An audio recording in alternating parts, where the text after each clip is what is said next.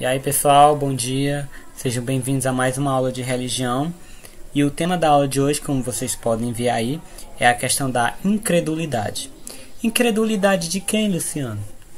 Gente, de que povo a gente está estudando até agora? Os israelitas, né? Então a gente vai analisar a incredulidade deles, ou seja, aquela falta de fé, aquela falta de confiança em Deus. Porém, a gente vai analisar a questão da incredulidade deles, mas como toda passagem bíblica, como toda história religiosa, a gente vai basear a história deles, né? O erro deles em nossa vida, ok? Não é porque ocorreu com eles que não ocorre com a gente. E não é porque eles erraram que a gente também deve cair no mesmo erro que eles. Então vamos aprender com o erro dos israelitas, ok? E pôr em prática na nossa vida, ok? Ou seja, se eles foram infiéis a Deus, a gente tem que ser fiel, ok? A gente vai analisar o que foi que aconteceu para eles terem desacreditado em Deus. E vamos tentar, né, não cometer o mesmo erro, né? Vamos aplicar essa lição em nossa vida, ok? Bom, aqui eu vou só relembrar algumas coisas daquilo que a gente já viu desde que eles saíram do Egito, certo? Quando eles fugiram do Egito através de Moisés. Ou seja, desde essa época Deus supria, né? Como está escrito aí, Deus supria fielmente com comida e água. Certo ou mentira? Desde que eles saíram do Egito e caminharam pelo deserto, né, peregrinaram pelo deserto, Deus supria eles com comida e água? Sim, né, eles mandou as cordonices, né, aquelas aves, mandou pães, mandou água, né, fez jorrar água das pedras. Então, questão de comida e bebida nunca faltou para o povo de Israel, ok? Segunda observação: Deus fez com que as roupas e sandálias dos israelitas durassem mais tempo. Professor, não estou lembrado disso não. Não, eu não citei isso, mas tem uma passagem na Bíblia que cita, que eu acabei esquecendo de colocar aqui, mas quem quiser saber depois pode me procurar que eu repasso o versículo, certo? Que lá diz que Deus tinha uma atenção tão grande, era tão amoroso com o povo de Israel, que durante toda a peregrinação deles pelo Egito, as sandálias dele e até mesmo as roupas deles não se desgastavam com tanta facilidade. Ora, eles estavam no deserto, né? Lá era muito quente, andavam, né? Como não tinha um carro, né? Não tinha moto naquela época, era basicamente tudo a pé. Então, basicamente, as sandálias se desgastavam muito, né? E a roupa também. Porém, Deus fez com que tanto as roupas como as sandálias deles não se desgastassem rápido. Até isso Deus ajudou eles, certo? Além disso, os israelitas, né, ou hebreus, como a gente pode chamar, tinham um código moral. Que código moral era esse? Eram os 10 mandamentos, ou seja, eles seguiam agora uma linha que eles não podiam errar, certo? Como assim não podiam errar? Não, os 10 mandamentos estão lá para que eles tentem praticá-los, certo? A gente sabe que é impossível guardar todos os 10 mandamentos, é impossível cumprir todos eles de uma única vez. Porém, é um código moral que a gente segue até os dias de hoje. Todo mundo sabe que é errado matar, é errado roubar, né? É errado ficar com a mulher do próximo, certo? Adulterar. Isso é um código moral. E os 10 mandamentos estavam lá para isso. Eles tinham uma regra e tinham que cumprir essa regra, certo? Então, a cada dia que se passava, os israelitas aprendiam mais sobre Deus. Não é verdade? Deus sempre estava suprindo eles com água. Deus mandou os 10 mandamentos, certo? Então, conforme os dias, né, os meses foram passando, consequentemente eles conheciam mais Deus. Eles sabiam que Deus era amoroso, Deus era atencioso, ok? Então, era um povo que conhecia muito a Deus. Deus falava diretamente com eles, né, por intermédio de Moisés, e Moisés repassava para o povo, né? Então, eles conheciam bem a figura de Deus. Porém, né, como diz aqui no versículo, a quem muito foi dado, muito será exigido. E a quem muito foi confiado, muito será pedido.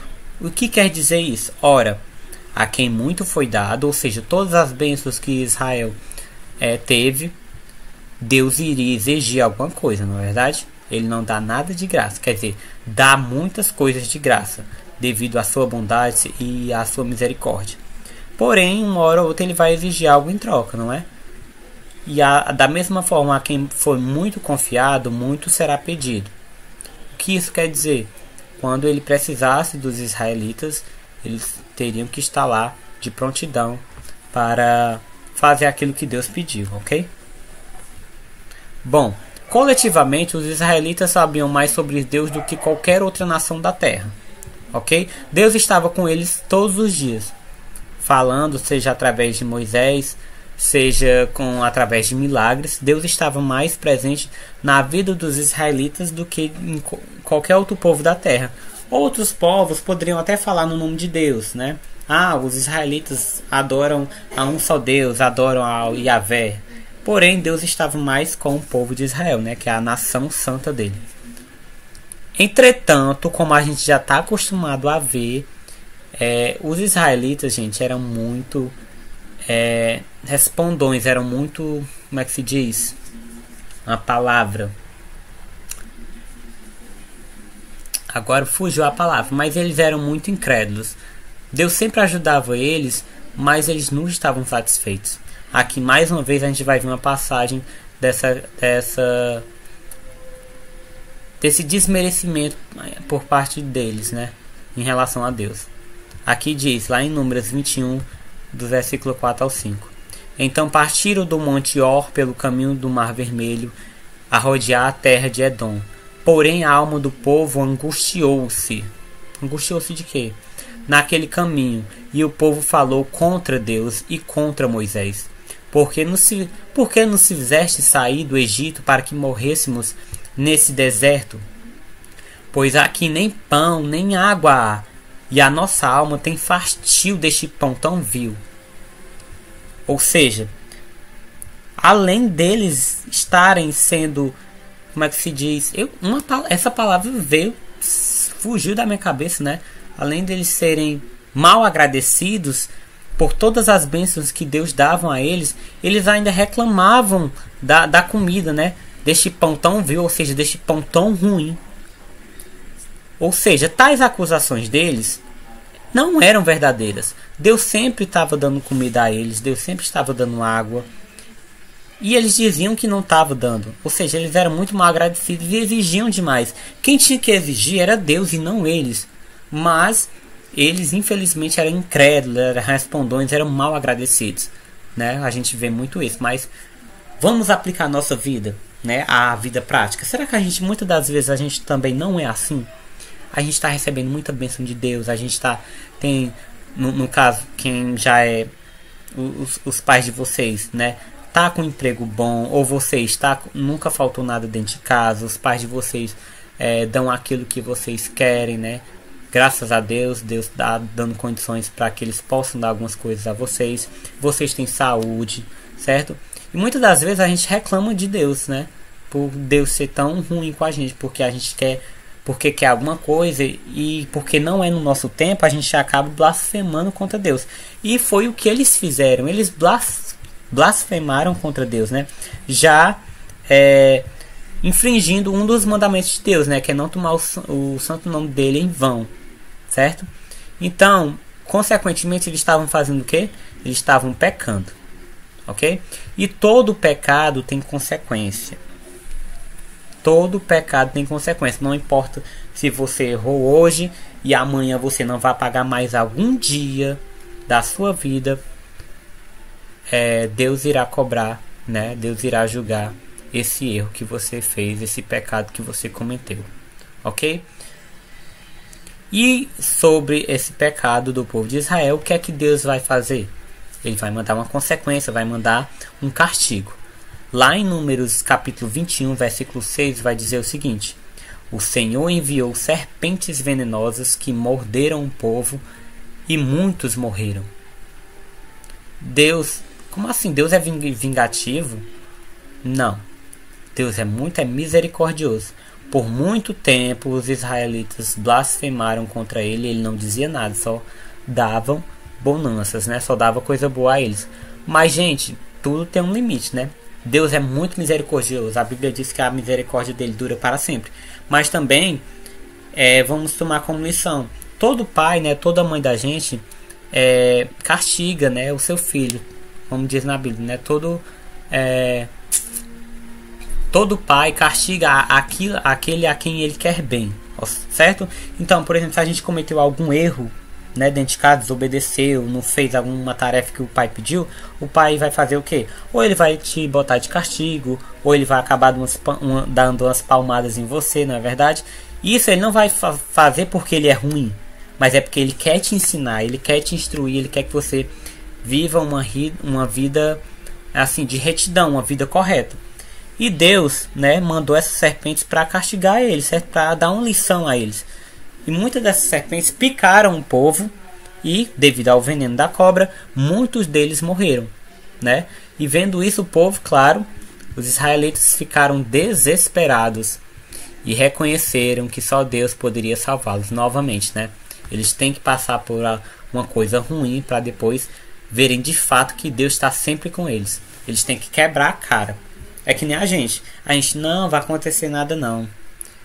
Aí muitas das vezes os pais da gente dizem, né? Não vai dar errado.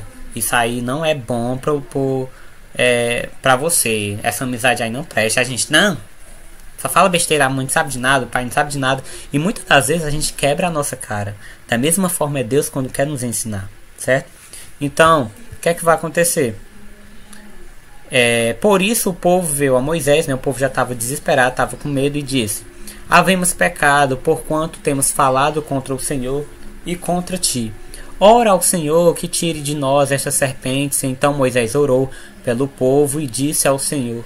E disse o Senhor a Moisés: faze-te uma serpente ardente e ponha-na sobre uma haste, e será que viverá todo o que, tendo sido picado, olhar para ela.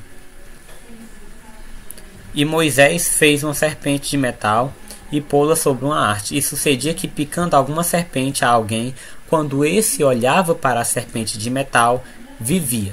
Ou seja, aqui temos um exemplo, né, da serpente de metal que Moisés mandou fazer e que colocou lá no meio do deserto, certo? Então, quando uma cobra viesse e acabasse picando um dos israelitas, o que é que eles tinham que fazer? Simplesmente olhar para essa serpente e simplesmente o veneno não faria efeito, ok? Eles não morreriam, pelo contrário, eles continuariam vivos, ok? Então, resumindo, o propósito de Deus no julgamento é provocar uma mudança de atitude, certo? O que ele fez aqui foi um julgamento. Ele julgou o povo porque eles estavam errados, né? Estavam blasfemando contra ele, né? Estavam mentindo, dizendo que Deus não dava nada a eles, sendo que Deus dava.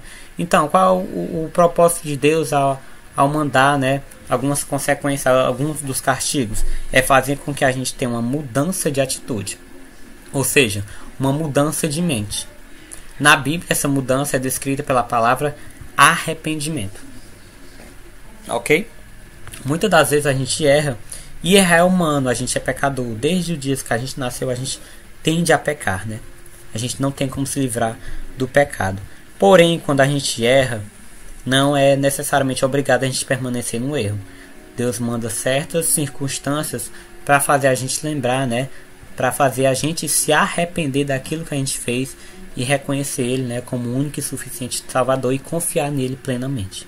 Ok? Então foi isso o propósito de Deus ao mandar essas serpentes para o povo. Foi fazer, né, com que eles tivessem uma mudança de atitude, tivessem uma mudança de mente, que consequentemente viessem a se arrepender de tudo aquilo que eles haviam falado, tanto contra ele, né, contra Deus, e contra o próprio Moisés, que estavam ali simplesmente para ajudar o povo, certo?